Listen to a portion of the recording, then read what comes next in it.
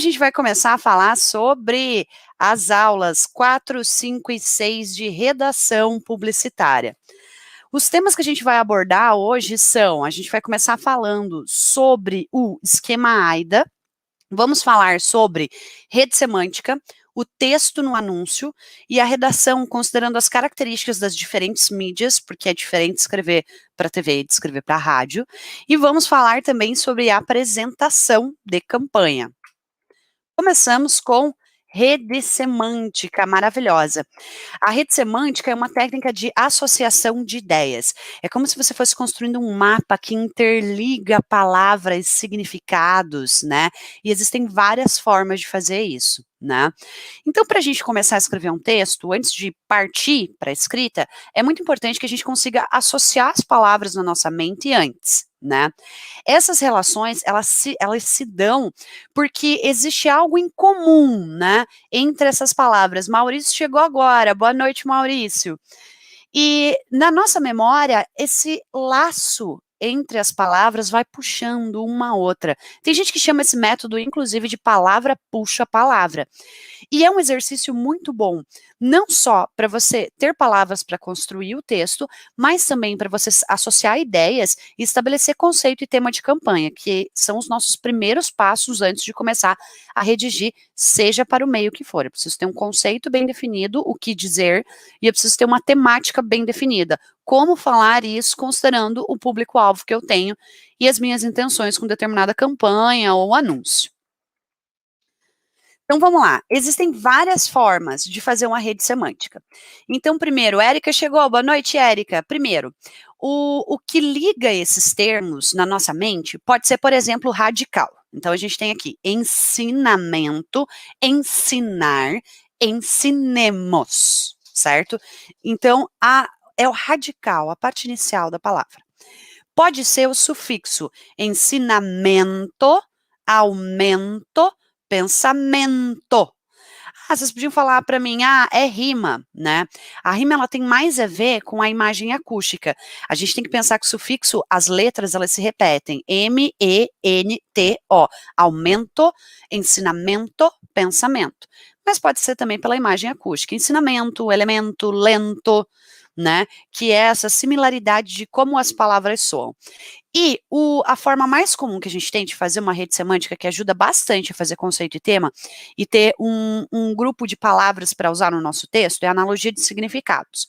Então, por exemplo, eu falo para vocês, ensinamento, daí vocês pensam em educação, aprendizagem, livro, aula, vocês pensam em, agora no contexto da Uninter, rota de ensino, aula interativa, vocês pensam em provas, vocês pensam em APOL, vocês pensam em PBL, entre outras coisas.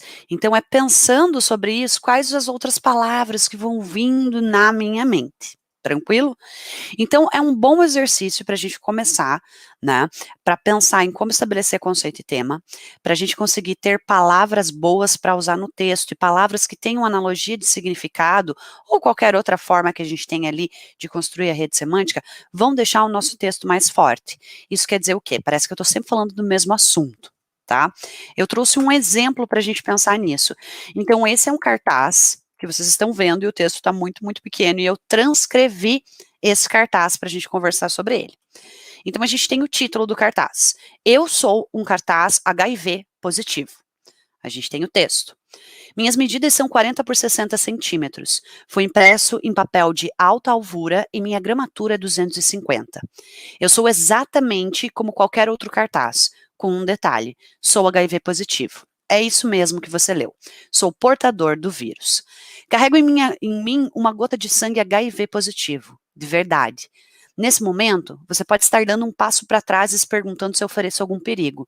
Minha resposta é: nem de longe. Trocar o slide. O HIV não sobrevive fora do corpo humano por mais de 1 hora. Por isso, o sangue nesse cartaz não traz nenhum perigo, assim como conviver com um soro positivo. Você contrai o HIV se tiver relações sexuais sem preservativos com alguém que não está em tratamento efetivo, se partilhar agulhas e seringas com sangue contaminado. Sim, você pode conviver comigo e com qualquer pessoa soropositiva numa boa. Nós podemos exercer nossa função na sociedade perfeitamente. E arrisco dizer que se eu não tivesse revelado que eu tenho HIV, talvez você nem tivesse notado, porque ser soropositivo não determina quem você é, seja para um cartaz ou para um ser humano. Se o preconceito é uma doença, a informação é a cura. Né? Então, esse é o texto do cartaz.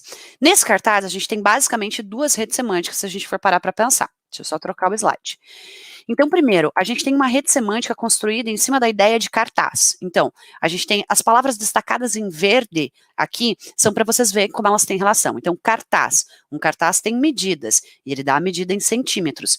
Um cartaz, ele é impresso em papel, alta alvura quer dizer a brancura do papel, e gramatura faz menção à grossura do papel. Então, quanto mais grosso o papel, maior a sua gramatura, né? Então, daí continua, é isso mesmo que você leu, né? Porque a gente lê um cartaz.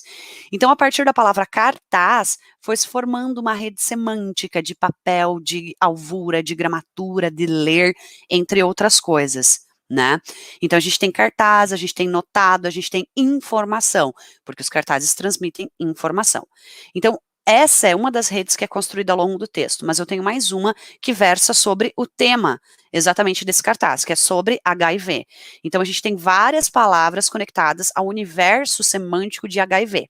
Então, HIV positivo, portador, gota, sangue HIV positivo, perigo, porque infelizmente muitas pessoas têm essa associação direta com HIV e perigo. A gente tem HIV, sobrevive, porque o fato de eu ter o vírus vai impactar, ele pode impactar na minha vida. Fala sobre corpo, perigo, sangue, soro positivo, relações sexuais, tratamento efetivo, agulhas e seringas, sangue contaminado, conviver, pessoa soropositiva, soro positivo, preconceito, doença e cura. Então, tudo versa sobre o HIV. A partir do HIV, a gente vai fazendo uma lista de palavras que estão associadas na nossa mente sobre isso, né? Ó, Maurício falou, tem uma dúvida quanto à pronúncia de uma palavra. Pode perguntar para mim no chat, hein, Maurício? Muito bom, disse Alexandre. Esse texto, realmente, esse cartaz, ele é bem bacana. O texto dele ele é muito impactante, pega fundo ali, né? Se a gente for parar para analisar. Maurício, se tiver pergunta, pode colocar ali no chat que eu já leio, tranquilo? Vamos lá. Então a gente viu como fazer uma rede semântica. O que eu falei para vocês é que é mais comum a gente fazer por analogia de significados, que é eu pensar numa palavra e pensar no que isso evoca na minha mente. Se eu falar para vocês, por exemplo, agora sorvete, vocês provavelmente vão pensar em calor, verão, nos sabores de sorvete que vocês mais gostam, na textura do sorvete, como ele é cremoso, e assim você vai escrevendo uma lista de palavras que te ajuda a criar não só o conceito e tema, mas também o restante do texto no anúncio. Tranquilo? Agora vamos falar sobre AIDA, né? Para começar a falar, eu trouxe uma citação para vocês que é do Churchill Repeater, de 2000, que resume bem esse conceito. Inicialmente, é preciso criar uma comunicação que se destaque de todas as outras mensagens, de forma que o público-alvo ao menos preste atenção a ela. Em seguida, a comunicação deve gerar interesse na organização e em seus produtos e marcas, o que pode ser obtido ao ressaltar os benefícios dos produtos da empresa. Caso as informações sobre benefícios sejam apresentadas com sucesso, então os receptores poderão desenvolver o desejo pelos produtos descritos. Por fim, a última fase reflete o desempenho de todas as ações anteriores e compreende a ação de compra dos produtos. Então, a gente tem que pensar no seguinte, quando a gente está construindo o apelo publicitário, a gente tem que pensar como isso vai funcionar na mente das pessoas. E AIDA é um modelo teórico que foi apresentado por Lewis lá em 1911, que descreve bem isso. Então, como as pessoas se envolvem. Então, os anúncios, primeiro, eles chamam a atenção, depois despertam o interesse, provocam o desejo e devem convidar o nosso target a uma determinada ação. E a gente vai pensar em cada uma dessas etapas agora detalhadamente. Maurício disse, eu digo perroração ou perroração? Perroração. Perroração. Fica difícil, né, escrever como se pronuncia, né? Mas é peroração, tanto faz. Entendendo o conceito é mais importante que a pronúncia aí. Mas é do esquema aristotélico, né? Que a gente tem o Aristóteles, ele falou que para um discurso ser persuasivo, ele tem que passar por 4 etapas: exórdio, narração, provas e peroração, certo? Né, a gente viu na aula passada. E o AIDA está muito conectado com isso também, né? Chamar a atenção, despertar o interesse, provocar o desejo, convidar a ação. Então, exórdio, narração, provas e peroração. Se a gente parar para pensar, AIDA também fala sobre persuasão, sobre como isso acontece na mente dos consumidores. Então, primeiro ponto, atenção.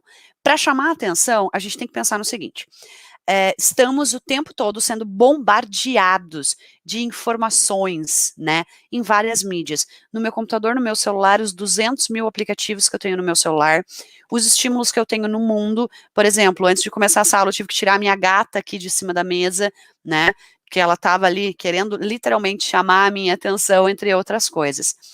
Então, nesse sentido, o anunciante ele precisa ser rápido e direto para chamar a atenção. Ainda mais porque ninguém consome um meio para ver publicidade. O que eu quero dizer com isso? Ninguém compra revista para ver anúncio. Ninguém liga a TV para ouvir comercial e nem rádio para ouvir comercial. Ninguém acessa a internet para ver um banner. Então, o nosso conteúdo ali, ele é, entre aspas, ele não é requisitado, né? Mas vamos lá. O Maurício falou: minha dúvida é com relação ao R, porque se escreve com um R e se pronuncia com 2. Isso mesmo, peroração, né? Assim, Maurício. Mas pode falar peroração também. Não estaria errado, porque só tem um R mesmo, né? Eu costumo falar peroração, né? Outras pessoas podem falar peroração. Isso depende muito também do sotaque da pessoa, né? De onde a pessoa vem, entre outras coisas. Mas vamos continuar aqui no AIDA. Então, primeira fase, eu tenho que chamar a atenção das pessoas que estão ali consumindo aquele meio de comunicação e não estão necessariamente buscando um anúncio. É tipo quando você abre o YouTube, que agora o YouTube ele tá pago e ele te obriga a ver um anúncio. Se esse anúncio for bom o suficiente, chamar a sua atenção, você continua vendo. Se não, você simplesmente pula, espera os 5 segundos e segue a sua vida. Segundo ponto, interesse, né? É um sentimento de emoção que faz com que a nossa atenção se volte para um determinado objeto. Quando a gente se interessa, quer dizer que a gente está engajado. Então, é uma necessidade que o anúncio ajuda o receptor a perceber. Quando a gente está falando de desejo é uma tensão direcionada a um fim, considerado pela pessoa ali que está querendo desejar alguma coisa, né? Então ela entende aquilo como uma fonte de satisfação. E desejo é o que motiva as pessoas, numa expectativa de recompensa, né? No que esse produto vai agregar na minha vida, no nosso caso, que a gente está falando de publicidade. Por fim, a ação é levar o cliente a tomar a decisão de compra, optar pela nossa marca, por comprar aquele produto, ou pode ser uma ação quando eu estou produzindo um conteúdo para redes sociais, por exemplo, que eu quero que as pessoas curtam, compartilhem ou comentem, também pode ser nesse sentido, tá? A ação, ela é um comportamento concreto realizado de forma voluntária, deliberada e intencional. E a gente tem que pensar que a maioria das decisões ela é tomada de maneira inconsciente. Pensem, a gente acabou de passar por Black Friday aí, né? Pensem quantas coisas vocês colocaram no carrinho, né? Num impulso, depois ficaram refletindo, será que eu vou comprar isso agora? Né? A nossa intenção é fazer com que as pessoas comprem, né? Não esvaziem os seus carrinhos. Mas vamos lá. Então, a gente acabou de falar sobre a rede semântica, que nos ajuda a construir conceito e tema e também escrever. A gente falou sobre AIDA. Desculpa, gente. A gente falou sobre AIDA, que é um esquema que Lewis desenvolveu para a gente entender como que o apelo vai acontecer na mente das pessoas. E que tem muito a ver também com o esquema aristotélico, que é um esquema de persuasão proposto por Aristóteles. E agora a gente vai começar a pensar no texto mesmo, dentro do anúncio, como que ele se organiza. Então, normalmente, o que a gente tem?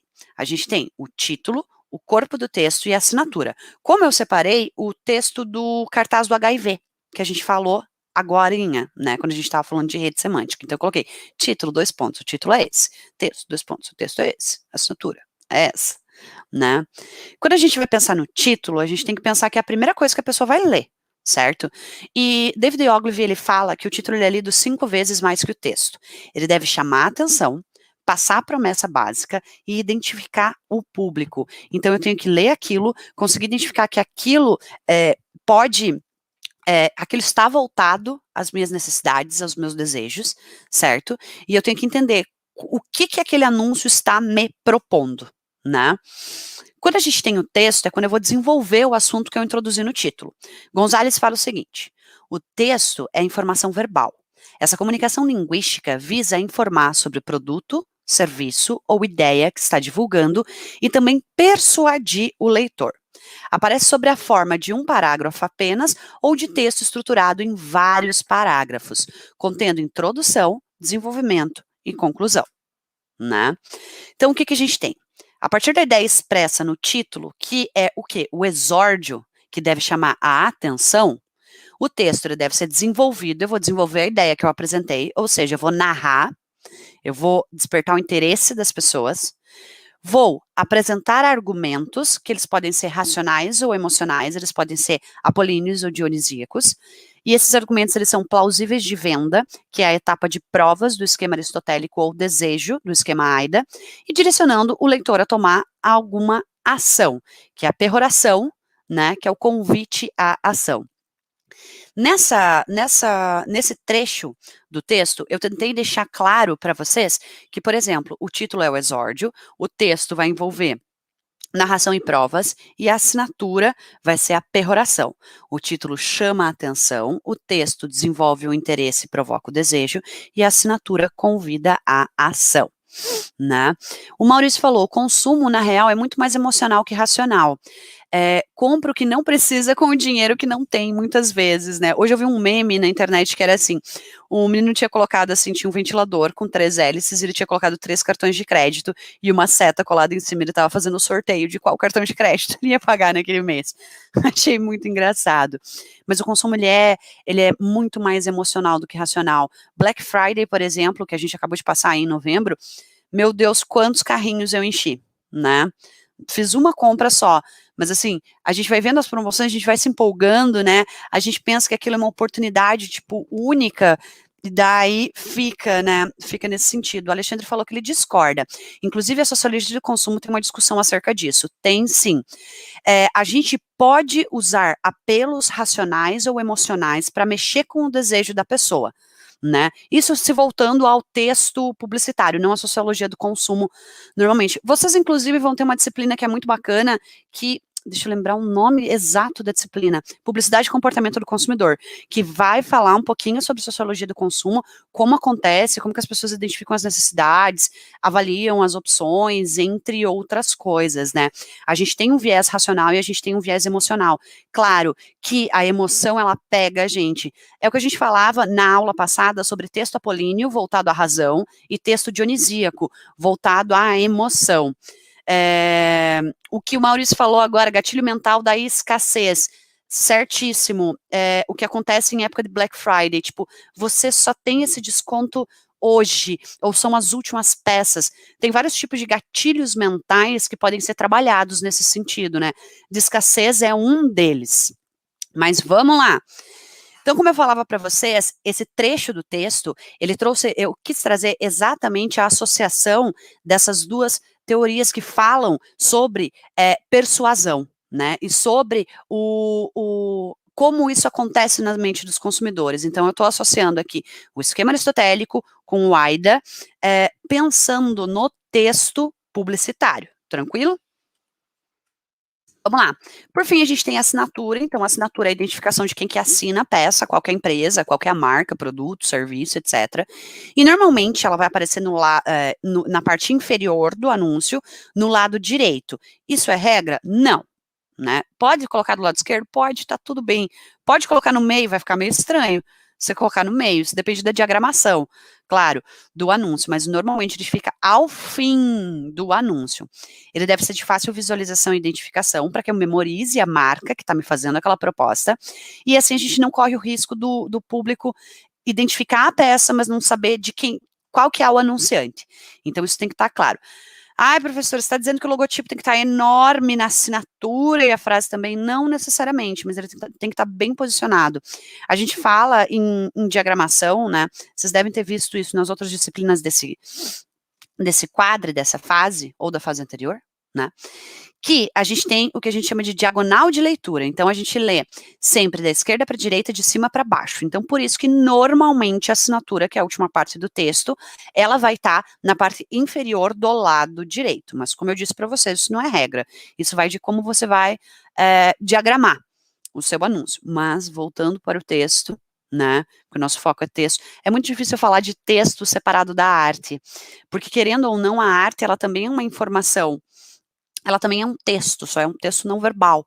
É uma imagem que expressa alguma ideia, algum conceito para a gente e dá suporte ao nosso texto. Inclusive, às vezes, a gente tem um anúncio que não tem texto.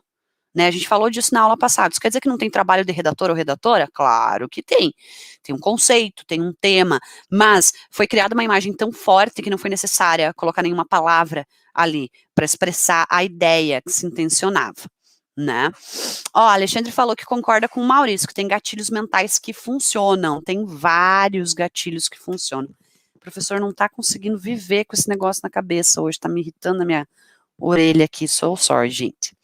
Vamos continuar com o nosso texto, né? Eu peguei de novo o cartaz do soro positivo, para a gente ver. Então, a gente tem o título, normalmente ele está grafado em letras maiores, né? Não precisa necessariamente estar em caixa alta, que são as letras maiúsculas, tá?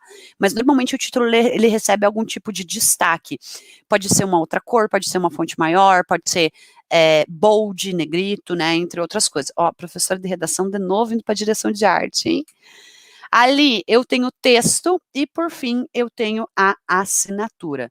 O que a gente falava da assinatura no lado direito, eu falei que não é regra. Por exemplo, tudo nesse anúncio está alinhado à esquerda, né? Por isso que a assinatura está ali.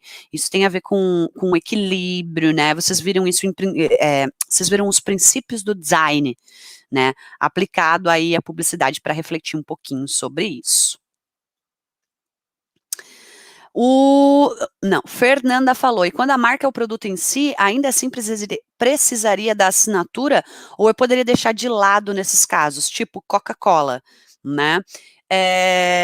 Fernanda, eu acho que você está pedindo, se tiver uma imagem do produto, por exemplo, eu não entendi direito sua pergunta, me desculpa. E quando a marca é o produto em si? Ainda assim, precisaria da assinatura ou eu poderia deixar de lado nesses casos? É sempre recomendável que você use a assinatura para identificar. Mesmo no caso Coca-Cola, sendo a Coca o produto, né, a gente assinar com Coca-Cola. Porque, querendo ou não, Coca-Cola tem vários produtos, né, tem Sprite, tem, meu Deus, Ciquate, tem vários outros refrigerantes, tem energético, tem suco capo da Coca, etc e tal. Então, recomenda-se que use a assinatura sempre, tá? Indiferente do produto ser a marca, né, ser o carro-chefe da marca, como é Coca-Cola, no ramo de refrigerantes, ou não. O ideal é usar a assinatura, porque é quando eu vou concluir o texto. A assinatura, ela não é só o logotipo, ela é a sua frase final também, né? O logotipo faz parte da assinatura, tá? Não sei se fui clara, responde para mim ali no chat. Beleza. Maravilha, então. Vamos lá. Texto publicitário nas diferentes mídias. Venho falando isso para vocês faz muito tempo, que a redação, ela tem que se adaptar às características dos meios, certo? Então, primeiro a gente vai começar falando de mídia impressa. Vamos lá, o Alexandre falou. Por exemplo, as campanhas de Natal da Coca-Cola, o urso polar talvez não seja o suficiente para identificar. Mas, Alexandre, nesse sentido, a gente precisa lembrar que o urso polar no Natal da Coca-Cola, ele é um símbolo visual, e ele vem sendo construído há tantos anos, né, que a gente associa naturalmente o urso polar à Coca-Cola.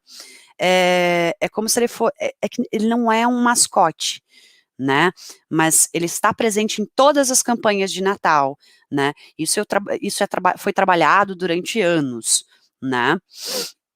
Mas você tem razão, o urso polar talvez não seja o suficiente para identificar, né? Tem várias coisas. E a gente tem outros exemplos de mascote mesmo agora, porque a gente tem o bonequinho da Michelin, né? O bonequinho da Michelin, por exemplo, as pessoas às vezes conhecem, às vezes não, então é importante colocar assinatura, né? Então vamos pensar nisso. Voltando para a mídia impressa. Sim, mas a assinatura ainda é necessária, né? Perguntou Alexandre. Sim, necessária. Sempre é necessária, ela conclui o texto. Imagine que uma peça sem assinatura é como se fosse um texto sem final, né? Então, assim, precisamos da assinatura, né, do fim do texto, ele é o fim do texto, a última frase do texto, ou as últimas frases, né, dependendo de como você configura ali. Agora, se for um anúncio que ele só tem imagem, não tem texto, daí o logotipo faz vez de assinatura.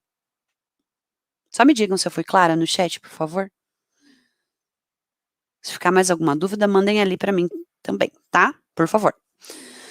Mídia impressa, jornais e revistas, né? Esses meios, eles têm caráter informativo ou de entretenimento, e a gente tem que pensar que cada título atende a um tipo de público. Por exemplo, vou usar revistas de exemplo agora. A gente sabe que a revista Veja tem um público, e a revista... Ai, finada revista Mundo Estranho, que não existe mais impressa. Adorava a revista Mundo Estranho. Não sei se vocês chegaram a conhecer. Mas a revista Mundo Estranho tinha um outro público completamente diferente. É se a gente pensar, por exemplo, na diferença entre o público da Veja e da Cláudia, né? São dois grandes títulos da editora Abril, né? Cada revista é escrita para um público, né? Da mesma maneira, isso acontece com os jornais também? Acontece. Claro, a gente tem inclusive jornais que versam só sobre um tema, sobre, sei lá, finanças, valor econômico, né? Sobre esportes, entre outras coisas. Clara como cristal, amei. Obrigada, Maurício. Então a gente tem que entender não só que o meio revista, ele impacta na maneira como a gente vai escrever, mas também o título de revista que eu escolhi. Então, se eu for pensar no anúncio para a revista Cláudia, eu tenho que adaptar a minha linguagem à linguagem da revista e das pessoas que se comunicam. Olha, a gente também era fã do Mundo Estranho, hein? Eu também tenho alguns exemplares. Saudades, Mundo Estranho. É a minha revista preferida, né? Mas vamos lá. Então, eu tenho que pensar não só no meio revista, mas no veículo que eu vou utilizar. Se é Veja, se é Cláudia, se é Mundo Estranho, finado, saudades. Se é Woman's Health, o que for. Eu preciso entender isso para escrever. Bem como os tipos de jornal. Né? Por exemplo, vou usar exemplo de jornais aqui de Curitiba que eu conheço. Escrever para a Gazeta do Povo não é a mesma coisa que escrever para a Tribuna, por mais que os dois veículos sejam do GRPcom, né? Do grupo RPC. Temos que pensar nisso. Ademais, a gente tem vários formatos de anúncio. Então, por exemplo, em jornal e revista, a gente pode ter página dupla, uma página, meia página, rodapé. O formato do anúncio, ele impacta também na maneira como eu vou trabalhar o texto. É muito diferente escrever um anúncio no formato de rodapé para um anúncio de página inteira, né? Então, eu tenho que pensar nas dimensões nesse sentido. Então, a gente sempre tem que elaborar frases curtas, objetivas e concisas. E também trabalhar com a linguagem verbal e não verbal, estabelecendo uma relação de interdependência na produção de sentidos. Então, eu aproveitar esse vínculo entre imagem e texto. Ah, professora, se for um anúncio all type, o texto, all type é quando tem só texto, tá? Não tem nenhuma foto, nenhuma imagem, nenhuma ilustração. Quando for um anúncio all type, eu tenho que pensar que o texto ele também faz a vez de imagem ali, daí vai da diagramação, né? E a gente tem tendência ao coloquialismo também. O que é coloquialismo? A gente escrever como a gente fala, né? Claro que eu não vou, abrindo aspa, abolir os plural, né? Porque a gente tem costume de falar, abolir os plurais quando a gente vai falar. Por exemplo, me vê 5 pão, né? Me veja 5 pães, me dê 5 pães, né? Então a gente não pode escrever me vê 5 pão no anúncio, né? A gente tem que tomar cuidado com isso. É coloquial, mas nem tão coloquial assim. A escrita, ela tem que ser correta dentro das normas, né? Isso quer dizer que o meu texto vai ser rebuscado? Não, nunca, socorro. Você pode até usar, por exemplo, quando a gente está escrevendo para a web, eu uso sinais, né? Por exemplo, 2 pontos e o parênteses para fazer uma carinha feliz. Eu posso repetir letras, tipo, longe, em vez de escrever longe, eu quero dar ênfase àquela palavra, eu escrevo longe, com vários os, né? Então, a gente tem essa tendência ao coloquialismo, dependendo do meio, né? Mídia extensiva. O que é mídia extensiva? Rua. As peças estão na rua. Tem gente que diz que mídia indoor, por exemplo, dentro de shopping, também faz parte de mídia extensiva, mesmo não estando na rua, que traz essa ideia de extensão da campanha. O que é importante a gente pensar nesse sentido? Vou usar o outdoor como exemplo. Tá? A gente tem leitura muito rápida, então a gente tem que usar um texto curto e usar mais ou menos de 5 a 9 palavras. Pense no seguinte: Quando você vê um outdoor, você está passando na rua, você está caminhando de carro, de ônibus, de bicicleta, seja o que for, né? Ninguém sai na rua para ver outdoor. Nossa, domingo à noite, não tenho o que fazer, acho que vou dar uma volta ver os outdoors da cidade. Não, ninguém faz isso. O outdoor está ali, né, em pontos estratégicos, e ele pode chamar a sua atenção ou não. Então, como as pessoas normalmente estão em movimento quando vem o outdoor, eu preciso que a frase seja curta e direta, para que numa batida de olhos eu consiga ler e entender qual que é a proposta daquela campanha através daquela peça outdoor. Isso vale para front light, isso vale para backlight, isso vale para mid indoor. Por exemplo, em mid indoor, em shoppings, a gente tem adesivo de mesa, né? Você não vai no shopping olhar a mesa. Nossa, eu vou aqui apreciar as mesas desse shopping. Não, você vai para passear, você sentou ali na praça de alimentação, acontece que tem um adesivo, você está esperando sua comida, pá, tá ali, né? Daí você lê, mesmo assim, a comunicação ela deve ser curta, direta, concisa. Então, recomenda-se 5 a 9 palavras. Regra, não, posso usar 14 palavras? Pode, mas cuidado. Normalmente se diz que o tempo de leitura de um outdoor, de uma peça de mídia externa, é de 8 segundos. A pessoa consegue ler a tua frase em 8 segundos? Pense nisso sempre, beleza? Né? Vamos lá. Maurício falou, vem pra caixa, você também é um exemplo de coloquial? Sim, né? Vem pra caixa, né? Se a gente fosse pegar no real oficial, seria venha pra caixa você também. Então, isso é um bom exemplo de coloquial, bem colocado. Coloquial bem colocado, a frase foi ótima, hein? Eita! Um ótimo exemplo você usou agora, Maurício. Obrigada pela colaboração. Vamos lá, mídia eletrônica, rádio, TV, interwebs, internet, né? Tem gente que considera a internet mídia eletrônica e tem gente que separa numa categoria específica de mídia digital, tá? Mas vamos lá, quando a gente está falando de rádio, eu estou falando do som como único suporte. Então, uma linguagem mais descritiva pode colaborar para a gente fazer um bom anúncio que seja lembrado.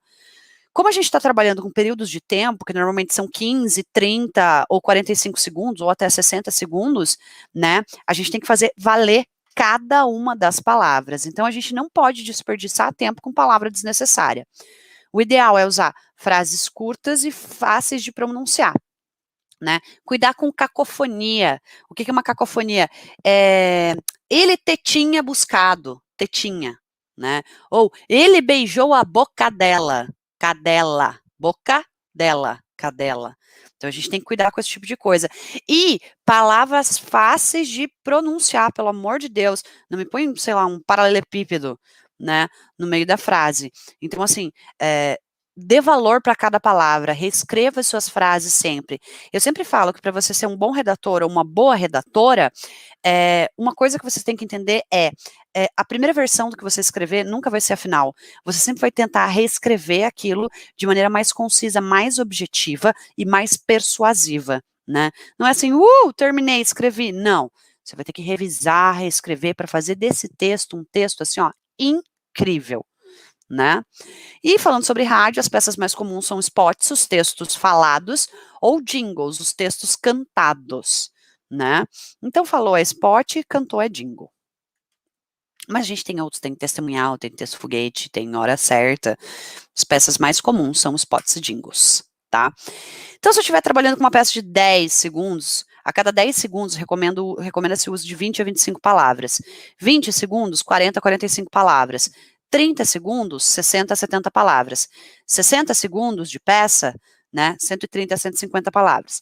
De novo, isso é uma recomendação, isso não é uma regra, e isso depende das palavras que você utilizar. Vamos pensar no seguinte, fazendo essa comparação de palavras. Pense em duas palavras sinônimas que eu posso usar. Então, escutem isso. Só. Eu falo a palavra só muito rápido. Vamos pegar um sinônimo. Apenas. Então, eu falo só em meio segundo. Eu falo apenas em 1,5 segundos. Então, eu trocar a palavra apenas pela palavra só me faz ganhar segundos. E eu posso colocar uma informação adicional nesse sentido. Não sei se eu consegui ser clara agora. Falem para mim no chat, por favor. Senão eu tento achar um outro exemplo. Mas eu pensar no quanto tempo eu demoro para falar a palavra. Outro exercício bem bom em qualquer texto, sendo para rádio ou não, mas para rádio principalmente, é você ler o texto em voz alta, para você escutar. Não adianta você ler só mentalmente, você passar os olhos e imaginar a leitura na sua cabeça. O bom é que você leia falando para você ouvir como aquilo soa. Pode te ajudar a identificar cacofonia, quando a frase às vezes não está fazendo muito sentido, quando pode fazer mais curta, quando pode escrever de maneira mais concisa, se a pontuação ela está bem aplicada, entre outras coisas. Essa é uma ótima dica. Vamos lá, TV, né? TV tem toda a vantagem do audiovisual, porque eu estou mostrando as coisas para a pessoa, isso é incrível, né? O princípio básico na TV é criar uma atenção e aliviar ela com o produto, né? Mas a TV, deixa eu só tomar uma água, gente. A professora fala tanto e tão rápido que a garganta, né, vai coçando. Eu falo rápido porque é tanta coisa que eu quero dividir com vocês, gente, que às vezes não dá tempo, né? Mas vamos lá. Agora o YouTube, né? Para quem vai ver essa aula depois, agora o YouTube ele tem a opção de ver mais devagar ou mais rápido, opção de velocidade, né? No caso das aulas da professora Ana que vos fala, vocês veem na velocidade de 0,5. Mas vamos lá.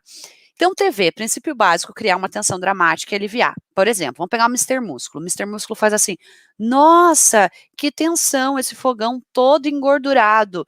Como resolver? Uau, com o Mister Músculo, né? Então, eu apresento uma tensão dramática e eu alivio ela com o produto. Mas a TV ela não se presta a explicação extensiva, porque senão o comercial fica chato, né? Por exemplo, vou falar sobre um carro, eu não vou ficar falando todos os itens de série do carro.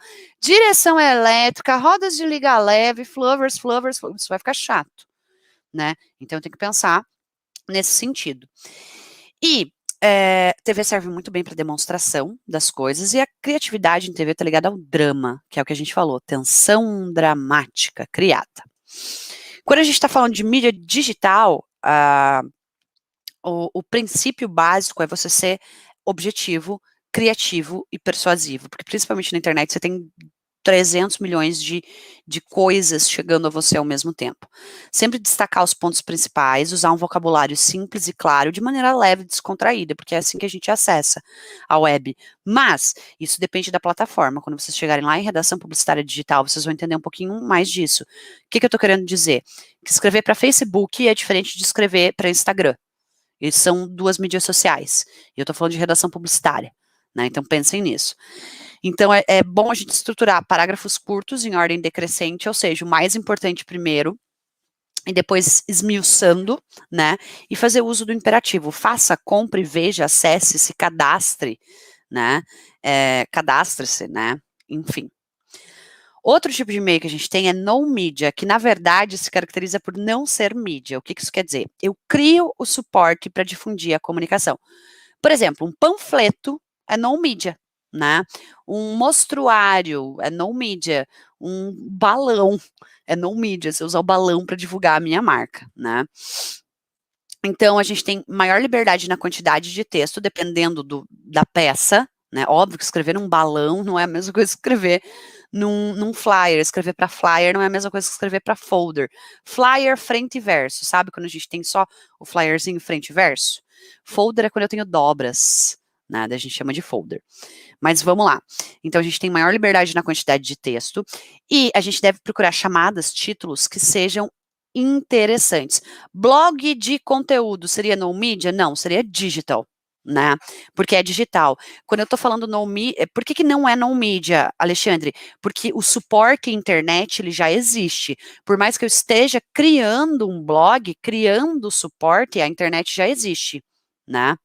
Já existe. Agora, o panfleto não existe. Sou eu que crio o panfleto, sou eu que imprimo o panfleto, sou eu que distribuo o panfleto. Não sei se eu consegui ser clara. Quando um brinde pode ser considerado não mídia, um evento pode ser considerado não mídia, um panfleto, tudo isso é considerado não mídia, que é quando eu não uso um meio de comunicação, certo? Para levar a minha mensagem até o público consumidor. Isso é não mídia, resumindo. Eu sempre uso panfleto de exemplo porque é muito comum a gente ter panfletos, entre outras coisas, mas pode ser um inflável, pode ser um, como se chama quando tem no supermercado? Esqueci o nome. Não é quiosque. Sabe, quando entregam amostras grátis, você está no mercado, você passa assim, meu Deus, tem alguém distribuindo queijos para você provar. Esqueci o nome disso, meu Deus. Enfim, eu acho que vocês entenderam, é tipo um quiosquinho, de degustação, né? Isso também pode ser considerado não mídia. Um flash mob pode ser considerado não mídia, né? Mas vamos lá. Coisas que funcionam muito bem em não mídia, humor e mistério, né? Atrai a atenção das pessoas, né? E peças interativas, né? Tipo, abra, descubra, veja, entre outras coisas, né? Eu adoro folders assim mais elaborados. Às vezes a gente pensa em folder e flyer como coisas mais simples, mas no mídia, pacote de pão é no mídia, Érica, ótimo exemplo. A gente tem marcas anunciando em pacote de pão, isso entra em no mídia, né? Isso é no mídia sim, ótimo exemplo. Panfleto entra, perguntou Maurício? Entra, né? Maurício falou degustação, né? É quiosque de degustação, eu acho o nome. Não me lembro o termo, tem um termo específico para isso, não me lembro. Um dia lembrarei e falarei para vocês em outras aulas, né? Mas vamos lá, então peças interativas com que eu tenho que mexer nela de alguma maneira ajudam a despertar a curiosidade das pessoas. Então vamos pensar nisso no sentido de no mídia. Chegando já à nossa reta final dessa última aula que nós temos de redação aí, eu vou falar sobre apresentação de campanha. Depois que você faz a campanha, você tem que apresentá-la, né, e defender para o cliente antes de colocar essa campanha no ar. Nenhuma campanha vai para o ar sem aprovação. Então, nesse momento, é importante a gente pensar em como apresentar isso para o cliente. Da mesma forma que eu estou pensando em como apresentar a minha aula para vocês aqui, entre outras coisas. Então, primeiro momento, a gente precisa contextualizar. O que isso quer dizer? O que está acontecendo? Qual que é o objetivo dessa campanha? Nós estamos fazendo essa campanha publicitária aqui porque o nosso objetivo é aumentar as vendas, tá? Ou estamos fazendo essa campanha publicitária para gerar lembrança de marca, para que as pessoas lembrem mais da marca, né? Percebam que são dois objetivos bem diferentes, que vão levar a caminhos diferentes quando a gente for fazendo a campanha. Por isso que quando a gente falou de conceito e tema, eu falei que era tão importante a gente prestar atenção em qual é o objetivo da campanha, né? Seria stand de degustação. Boa, Maurício, obrigada. É um stand, sim, um standzinho, né? Quiosque também mata, né, a palavra, mas stand é uma boa, né? Essa palavra que eu não estava lembrando. Obrigada. Vamos lá. Então a gente vai começar contextualizando o que está acontecendo, por que a gente fez essa campanha, quais são as intenções. Vamos mostrar as estratégias, o que será feito para chegar nesse público, para cumprir esse objetivo. A gente vai detalhar essas estratégias, né? Apresentar a ideia e responder as possíveis dúvidas formalizando. Então, assim, ó, se eu fosse fazer uma apresentação de campanha e que fosse um slide, né, como eu faria? Eu deixei um exemplo aqui para vocês. No primeiro slide, eu vou mostrar a visão do cliente, qual que é a situação atual da marca, né? Ó, a marca está assim. Esse é o momento da marca aqui. Segundo slide, não estou dizendo que precisa ser em um slide só, pode ser mais, tá? Eu estou falando da sequência de slides. Segunda etapa da apresentação seria eu apresentar o problema de campanha e os objetivos de comunicação, bem como o seu público-alvo. Então, o problema é esse aqui, tá? O público é esse aqui. Apresentei isso. Daí eu vou apresentar a minha ideia. Nunca vou apresentar a ideia logo de cara, eu vou contextualizar e dizer qual que é o problema e quais são os objetivos, tá? Porque assim fica mais fácil da pessoa compreender a ideia, considerando os objetivos. Defendi a ideia, conceito e tema, tá? Daí eu vou para a apresentação das peças. Olha que bonito esse outdoor, olha que maravilhoso esse panfleto, olha essa peça linda que nós fizemos pela internet. Eu preciso que as pessoas entendam a ideia, o conceito e o tema, antes de chegar apresentando as peças. E, por fim, eu apresento o cronograma, o que vai estar acontecendo quando? O rádio ele vai estar em veiculação em todas as fases de campanha. A TV ela vai ficar só na fase inicial e na fase final de campanha, entre outras coisas. Eu vou falar qual é o investimento necessário para colocar essa campanha no ar. Quando vocês estiverem lá no finzinho do curso, vocês vão ver tudo isso sobre a apresentação de campanha na disciplina de atendimento e na disciplina de... Meu Deus, fugiu o nome. Hoje eu tô esquecida dos nomes, hein, pessoal? Planejamento de comunicação, tá? Vocês vão ver todos esses esquemas. Eu falo um pouco sobre isso também na rota de planejamento de mídia, mas eu foco mais na apresentação de mídia, né? Dos orçamentos de campanha, entre outras coisas, né? Mas são temas bem bacanas que vêm aí pela frente. Então, terminando esse nosso último encontro maravilhoso, a gente falou sobre o esquema AIDA, criado por Lewis, da sua conexão, né, com o esquema aristotélico, exórdio, narração, provas e peroração. Falamos sobre como a rede semântica contribui para criar uma lista de termos que vão me inspirar não só a desenvolver conceito e tema, mas também a escrever o texto. A gente também viu, de maneira sucinta, que cada um dos meios tem possibilidades e limites, né, com relação ao texto, e que eu preciso entendê-los para conseguir escrever de maneira mais assertiva, e que a apresentação de campanha é um momento que você vai defender as suas ideias, e é muito importante na aprovação, tá?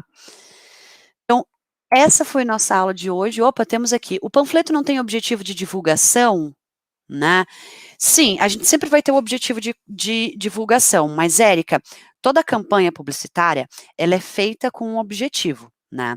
Então, assim, claro, a gente sempre divulgar já está implícito, é para divulgar. Mas, por exemplo, uma campanha que tem foco em divulgar para aumentar as vendas, vai por uma linha. Uma campanha que tem foco em divulgar para que as pessoas lembrem mais da marca, né, vai por outra linha. O que eu quero dizer com vai para outra linha? Então, um outro pensamento para criar conceito e tema, para redigir o texto das peças, entre outras coisas, né? Então, chegamos ao fim da nossa última aula. Eu queria lembrar vocês que os slides eles estão disponíveis no AVA já, no Univirtus para vocês. Andréia, nossa tutora maravilhosa, já colocou lá. Se vocês tiverem qualquer dúvida, vocês ainda podem conversar comigo via link tutoria. Mandem suas dúvidas para lá. Qualquer dúvida que vá surgindo, porque o objetivo é que vocês cheguem, ó, tinindo para a hora das provas, tá bom? Eu deixo aqui meu abraço para vocês, foi muito legal acompanhar vocês nessa disciplina. Eu amo ela, porque eu escrevi, eu gravei os vídeos, eu dou aula interativa, então, assim, é a minha disciplina do coração, né? Eu fui redatora, então, assim, redação é uma das minhas funções preferidas dentro da agência. Eu espero que vocês tenham gostado, eu espero que vocês tenham lido as rotas com carinho, me acompanhado nessa viagem, né?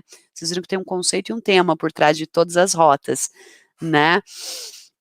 E espero que tenham curtido as aulas interativas e que arrasem nas provas, hein? Ó, a Fernanda falando, Andréia é minha salvação, a sua e a minha também, Andréia é maravilhosa. Obrigada, gente, por dividir esse momento.